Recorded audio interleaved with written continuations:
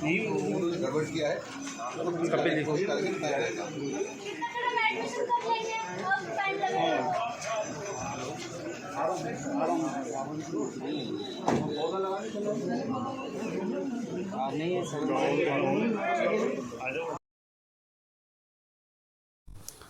सवाई माधोपुर पहुंचे शिक्षा मंत्री मदन दिलावर के सामने कुछ छात्राएं गिड़गिड़ाती रही। दरअसल छात्राएं महात्मा गांधी अंग्रेजी स्कूल को फिर से हिंदी माध्यम करने की मांग कर रही थी। छात्राओं ने कहा कि उनका स्कूल पहले 12वीं तक था, लेकिन अब 11वीं और 12वीं की पढ़ाई नहीं हो रही है।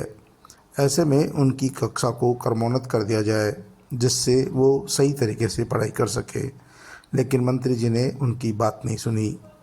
मंत्री जी उनसे पर्चा मांगते रहे और छात्राएं उनके आगे गिड़गिड़ाती रही। छात्राओं का कहना था कि वो बॉयज़ स्कूल में जाना नहीं चाहती और जो स्कूल वर्तमान में है उसमें निरंतर पढ़ना चाहती है, लेकिन उसकी अभी तक भी अनुमति नहीं मिली है।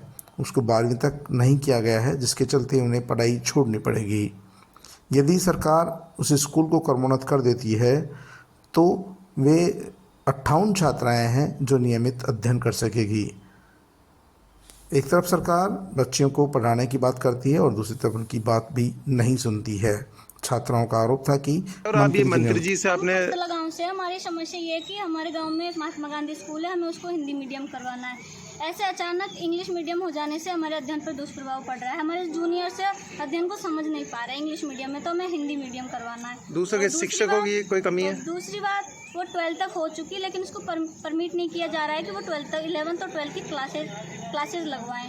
तो उसके लिए हमें परमिशन चाहिए, क्योंकि हमें अदर स्कूल में एडमिशन नहीं लेना, हमें उसी में रहना है अभी तक, क्योंकि अच्छा स्कूल है। अगर उसको परमिशन नहीं दी तो क्या स्कूल छोड़ दोगे? क्या और क्या ऑप्शन है फिर हमारे पास? और क्या ऑप्शन है फिर छोड़ने के अलावा? पास में स्कूल है आपके यहाँ पे गांव में? दो कह तो रही हूँ, कुस्तला गाँव में 2 स्कूल है। अब दूसरा बॉयज़ है, हमें उसमें कंफर्टेबल फील भी नहीं होता और हम उसमें जाना भी नहीं चाहते।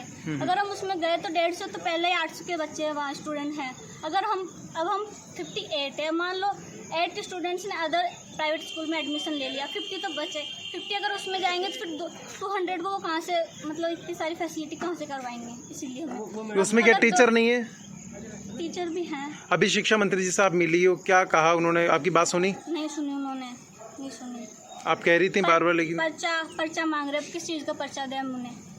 आपने पूरी बात बताई उनको? बताई कि हमें 12th तक मतलब उसी में रहना है, लेकिन उन्होंने सुना ही नहीं कि पर्चा लाओ। पर्चा कहाँ से लाया? हमें तो उसी स्कूल में रहना है। और शिक्षा मंत्री जी ने हमारी एक नहीं सुनी।